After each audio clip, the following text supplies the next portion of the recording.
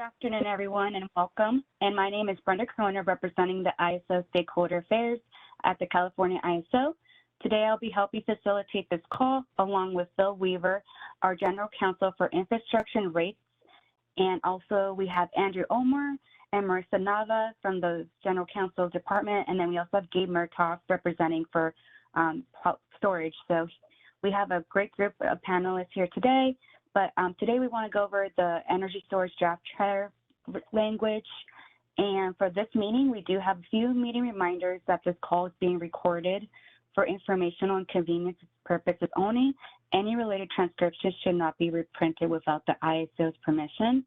And so these calls are structured to simulate open dialogue. So we invite you to ask questions and raise your hands so we can answer any of those calls or questions that are raised during the conversation. But to ask a question, please make sure to use the raise hand icon above your chat window. And if you are dialed in through the phone line, use the #2 function on your telephone notepad. So with that, make sure to also provide your name and affiliation so that way we know who's speaking. And if you do experience any technical issues during the call, send in the chat over to my event producer, Michelle, or myself, and we will help you. But other than that, please go ahead and utilize the raise hand icon, and we will be able to unmute you as well. And just wanted to go ahead and introduce Bill Weaver, and he will be going ahead and sharing his slides. And go ahead, Michelle, make Bill Weaver presenter as well.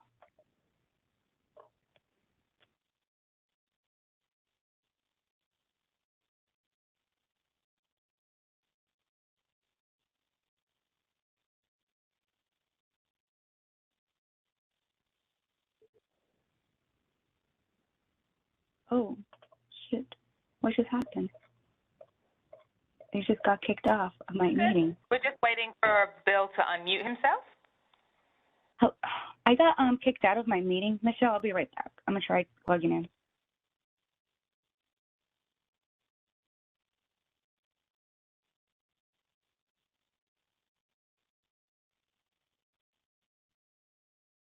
There we go.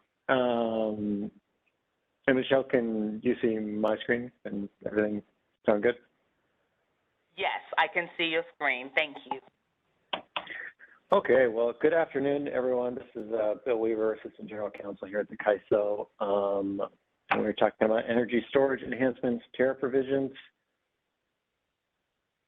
We received 3 sets of comments, at least that I saw, from the 6 cities, PG&E and Vistra.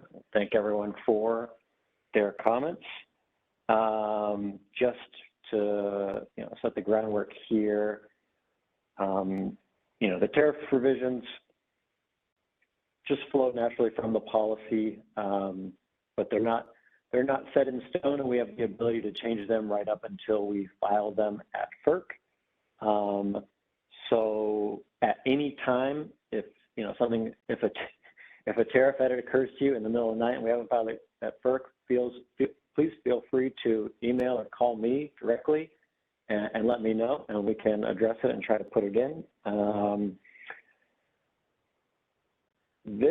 What I'll go over today will reflect the changes that we're contemplating putting in based off stakeholder revisions, although we had a very tight window between when we received the stakeholder comments and this call. So I haven't had a chance to really go over it together, but I think we're in a pretty good position. In any case, we'll continue to iterate probably this week, and we'll repost an iterative version showing what we changed between the last posting and this one, probably late this week or early next week. Let's see. I don't think it's at this time. It's probably not warranted to have a second call. We'll see how this call goes, but that's simply my guess based on the level we received. But that said, again, if you don't feel like your edits were addressed or other edits occur to you, feel free to reach out to me directly, and I'm happy to go over them. It happens all the time. For convenience, I included all of the energy storage enhancements tariff provisions in document, and we'll continue to do so. But the implementations, as I think stakeholders know, will be staggered, and therefore, you know, the tariff changes themselves as they go to FERC will also be staggered. So it's likely that we will see the reliability enhancements and the DEB enhancements submitted earlier. I think currently they're targeted for a June 1 implementation, although not, I haven't checked lately the extent to which that's on track. And that means they wouldn't be filed any sooner than April 1st. But continue to watch, you know, the technology, the updates on that to see when you're doing that. And then I think the co-located enhancements will be filed later this year. So that'll be there. But that's about it. I mean, all the stakeholder comments we got on these tariff revisions were pretty consistent with each other and looked pretty good. I always try to adopt everything I can that stakeholders suggest to the extent we can. And here, I think, mostly achieved that. I say that, and then I'll start here at the top with one where I think I resisted a stakeholder suggestion, which was to really broaden this out. And that's because I think in legal, we're really trying to get away from putting rules and what should be tariff provisions in the definitions. We don't want to have people, you know, to kind of look at the definitions to see how something is going to work necessarily. That should be what's in the body of the tariff. So here, we kept what, you know, originally posted and just try to keep this definition as lexical as possible and add those other details and enhancements in the tariff later. So I'm just going to go through this. I apologize. I think this can often make stakeholders nauseated, but feel free to raise your hand if you want to talk about anything. I'm just going to go through these one by one and discuss where we've made changes between what was posted or why we didn't or why we did something in between. So first here, we're talking about, so this was another, so here we're looking at the regulation provisions. You know, see, I added a number of the stakeholder suggestions, including, you know, what is consistent with the policy, which is saying that a lot of the detail for here is going to be spelled out in the BPM, and that was very clear and expressed in the final proposal. So I'm reluctant to go away from that, and there's also, you know, not necessarily a concrete policy to spell out for how the optimization is going to do the regulation at the tariff level. And that's very consistent with how we do really that level of detail in the optimization for anything in the tariff. You know, under FERC's rule of reason, it's really a procedural detail that doesn't rise to being a, you know, per se rate term and condition of service. You know, I think we're seeing one stakeholder comment saying, you know, saying that we'll use reasonable efforts, you know, that wasn't sufficient for tariff language. I mean, I think we're going to have to disagree there. I counted 190 instances in the tariff where we use reasonable efforts to carry out something. But again, this is consistent with what was laid out in the final proposal and FERC's rule of reason, and I don't think we're going to go into more detail. I also don't think it serves the CAISO or stakeholders to really spell out in the tariff, you know, the precise degree of how the optimization will track, you know, the state of charge and the regulation. It makes it, you know, very intractable. It makes it harder for us to change. And as we said in the final proposal, you know, this could change seasonally or monthly based on what we see and how we develop this tool. So moving on to, and I apologize, you know, I keep these in the tariff order, but that'll result in us kind of jumping around between policies. So we were looking at the reg before. Now we're looking at the settlement rules for the hold state of charge exceptional dispatch. I'm going to try to get rid of that for you. There you go. And I think all stakeholders commented on this, and all the stakeholders' comments were consistent, and it certainly made sense. I think we had it right, but what we're doing, but I was happy to make clarification so that everyone understood that we had it right, because obviously, when it comes to settlement provisions, we're talking about people's money here, and the last thing I want to do is mess with anyone's money. So I think you'll see a couple layers of changes here, and on my screen, at least the iterative changes are those in this gold color, and the original changes are in blue. But it seems like stakeholders wanted to understand the difference between exceptional dispatches, where the storage resource is moving to a particular state of charge, and then what it means to hold state of charge.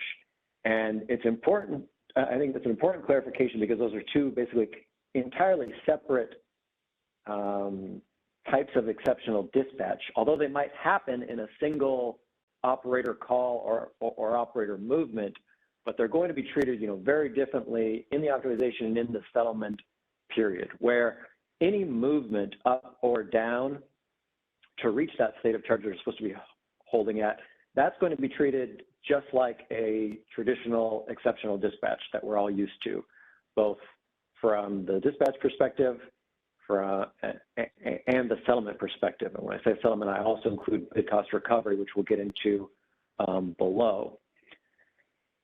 But then you have the hold state of charge, which is new and which is settled differently. And so stakeholders wanted some clarifying language about when that starts and stops, and so we added that.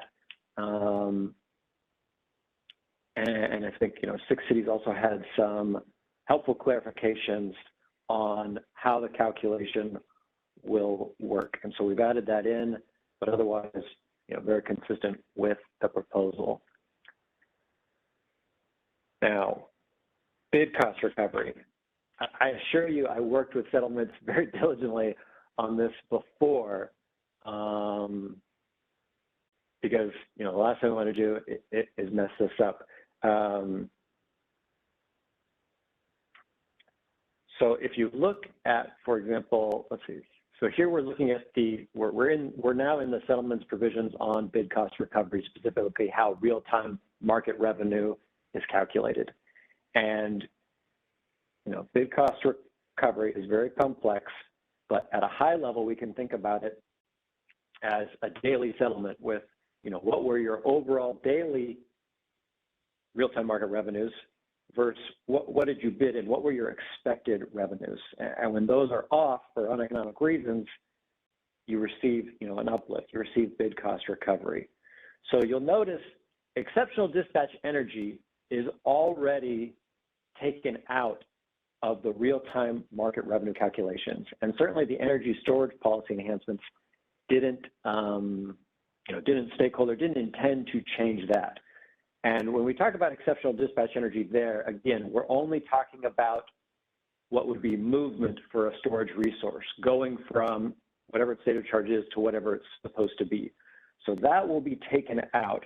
I mean, the reason, not that this is up for debate, because this is well-settled policy that wasn't touched in energy storage enhancements, but the reason for that is because, as I explained, bid cost recovery is about your expected market revenues versus what were your actual market revenues. And exceptional dispatch energy is not considered a market action or a market revenue, so it's taken out. And that's to the resource owner's benefit, right? If those revenues were included, that would be less potential uplift costs it would get, right? Now, why then is the hold state of charge market revenues included in your bid cost recovery calculation? That's because the hold state of charge calculation is already factoring in the market revenues that you should have received. So it is, in a sense, a proxy for the market revenues that you received. So all this to say is that we thought about this very carefully, and we're making sure this is right, and that storage resources should be getting exactly what they would be getting versus their expected market revenues and what they actually get. And but it is important to differentiate any exception dispatches to move to a particular state of charge and then to hold the state of charge. So they'll be separately calculated both for settlement generally and then also in the bid cost recovery calculation.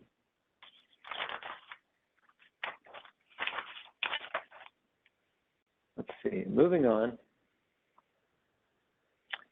Didn't receive any changes on pseudo ties. And now we get to the charging restraints. So these would be more of the fall or later implementation for co-located resources. I think everyone came at us and said this should be the scheduling coordinator's designation, not the interconnection customer. I think that makes sense.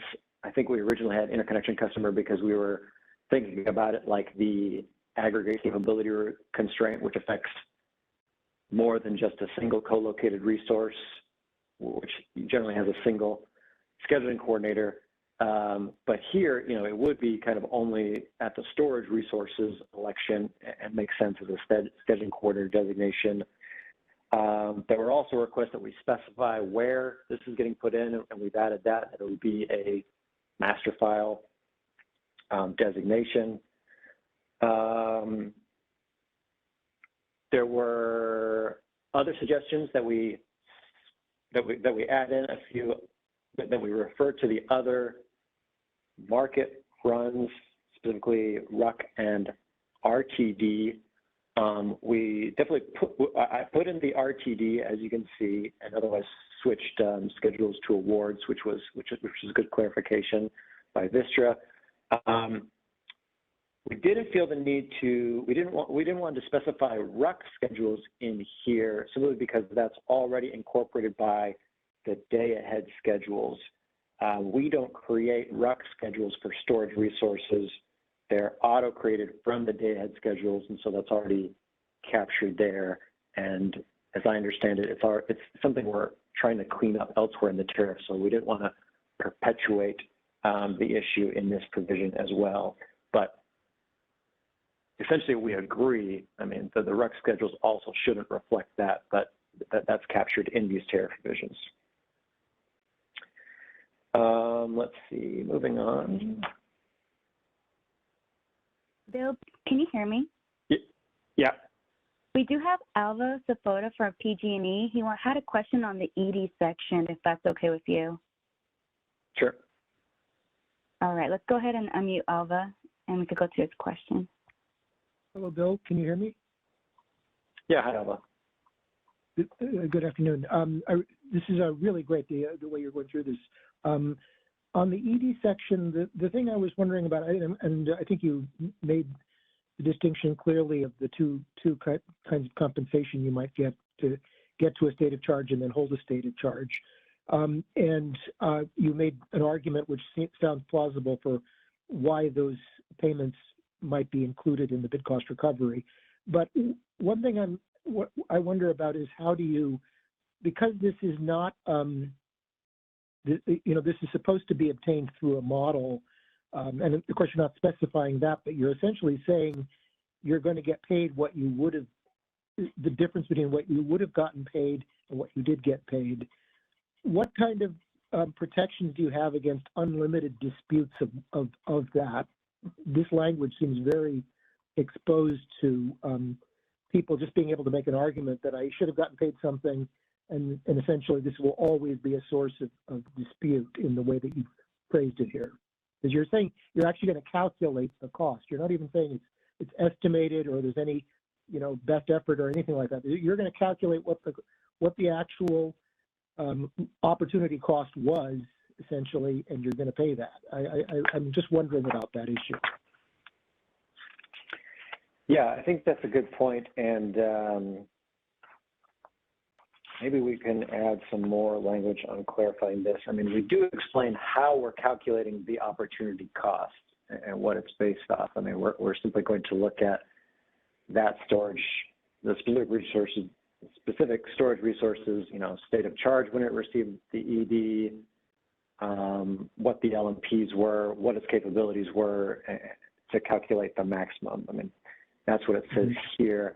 I don't know to the extent we've thought about that further, like in whether we want to, because I don't think we would use the DEB or something more precise here, but I think it's a good note. Maybe we'll take that back as homework and think about it. I think, yeah, it could be one of those issues that devils in the details, but I'm not sure the risk of pervasive disputes is quite there. Okay. Yeah, so we'll take that back and think about it. Thank you. Just wanted to raise the issue. Yeah, thanks.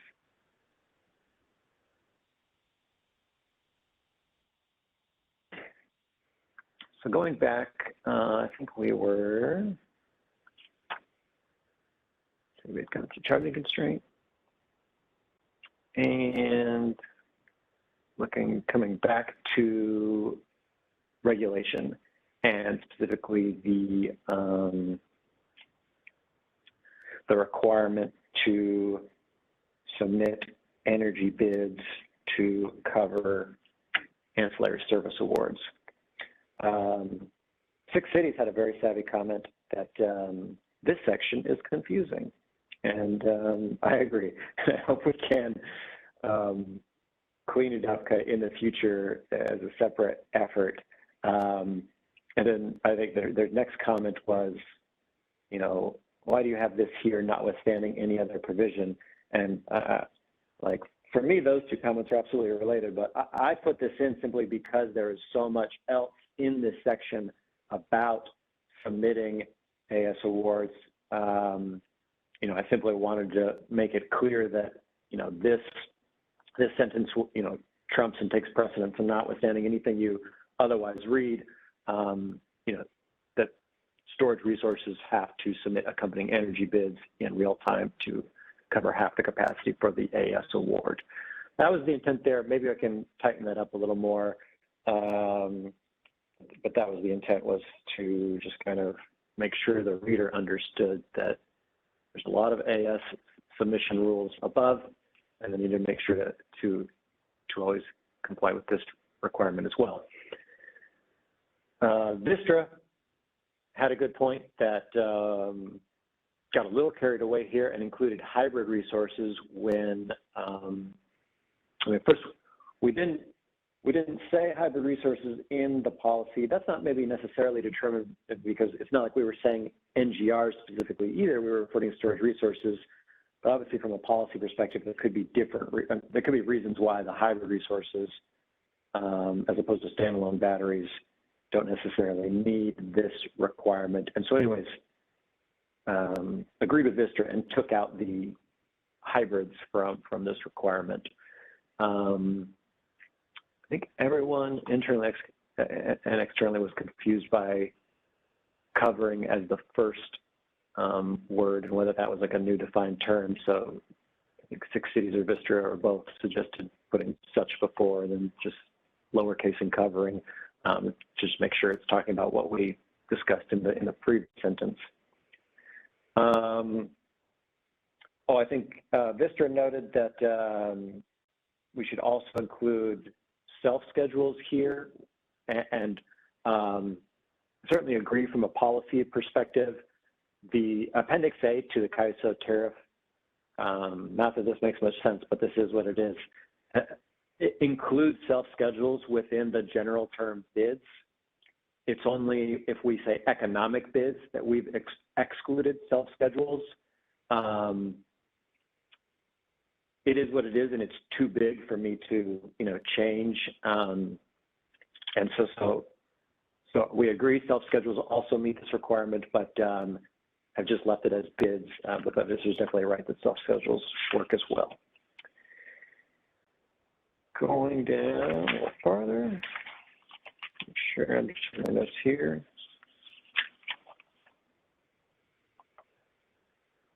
There you go, all the way down. Bill, Alva has a question on bids, so let's go ahead. Sure. If that's okay with you. Yep, going back then. Bill, before you go to that section,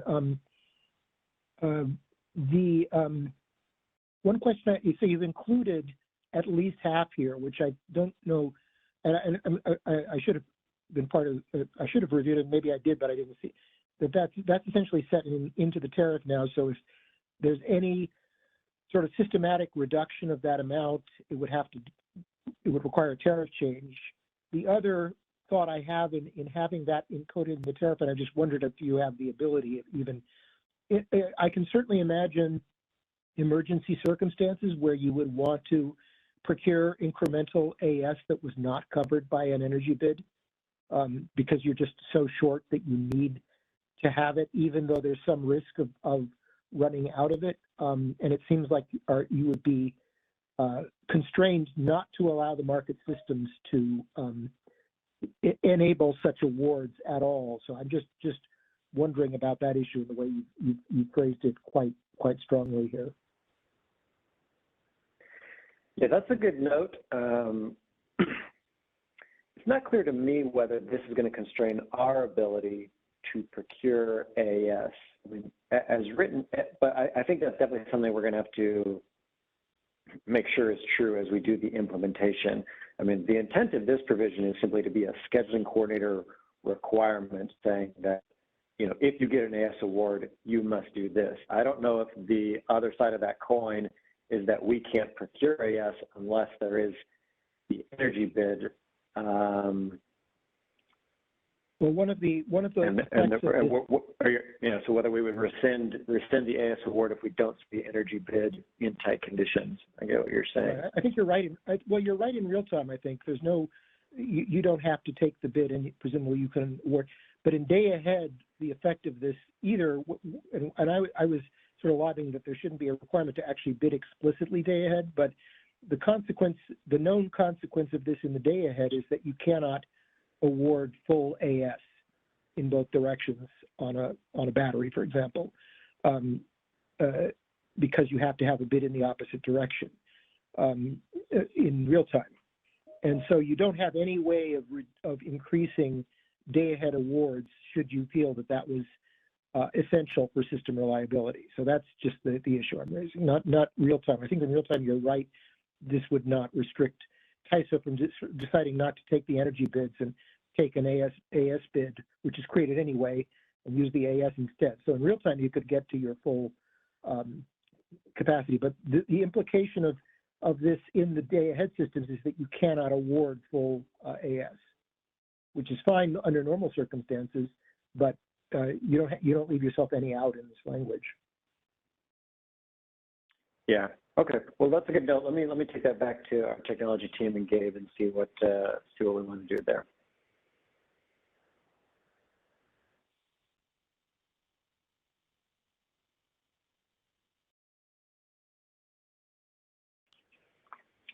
Muting myself as I have it there. Okay, so moving on. And just a tariff note, whenever you see language like this highlighted in gray, it means that this is the currently pending tariff language, but that something is in a state of suspension with a different FERC proceeding, and so we're just highlighting gray to note that almost internally, but no substantive changes there. Continuing on, exceptional dispatches, which is, I think, pretty much where we're going to finish, because we didn't receive any stakeholder comments on the DEBs, which was very easy to carry out from a tariff perspective. Let's see. I think Vistra and others suggested we probably can live. It's probably better to live without the specification. Maybe I'm just too in love with these, including without limitations, but took it out, just named all types of generator units. I mean, it's the rest of this list that made me a little nervous, and that's why I added that, but I think that's a good note and went ahead and incorporated it. Same thing here with the end. I think Vistra noted that, you know, we already have this authority, and I think I initially included it just to reflect, you know, there is a change from the policy just to make that more transparent. But in reading the rest of the section, I think I agree with Vistra. It kind of doesn't make sense to, it's just warranted to call out and it's a little inconsistent with how the rest of the provision works. So that sentence is true, but I think Vistra is correct to want to leave it out and not confuse the issue of what our authority is there. Co-located, pretty good. And then that was the DEB. And so that was about it. I'll pause here to see if anyone has any final questions or comments they want to talk about. I'll just reiterate that this isn't going anywhere for at least a month. So maybe wait until we repost the iterative version like this week, early next week, and feel free to email or call me if you have other changes you really think we should adopt, want to fight for, or just that occur to you, or issues that concern. I'm always happy to take those calls and emails.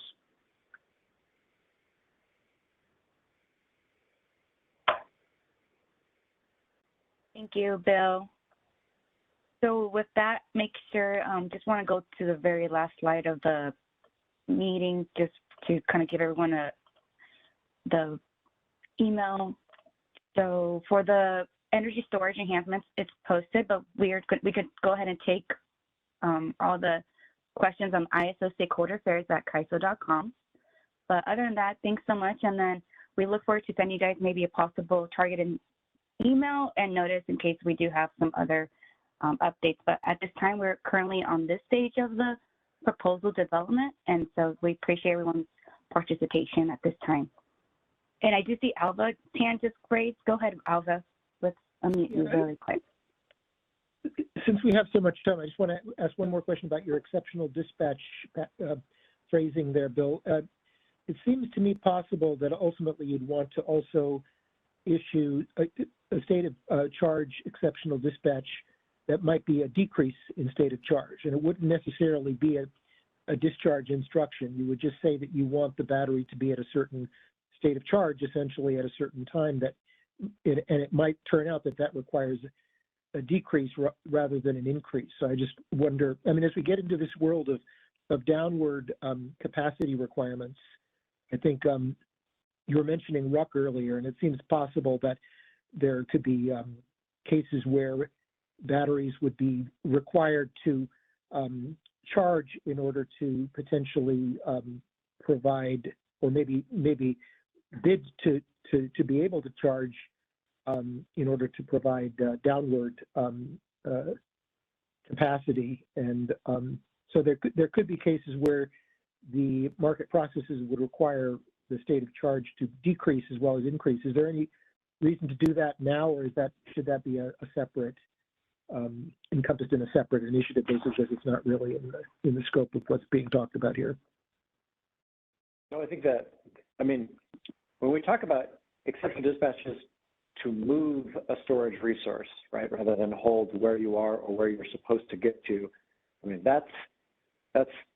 we have that authority, and right, and then the settlement rules are what they are. Those are exception dispatches. But it's certainly, yeah, our intent. Yeah, we certainly agree with everything you said, that it could be up or down, and okay, you know, these tariff provisions are meant to include both directions.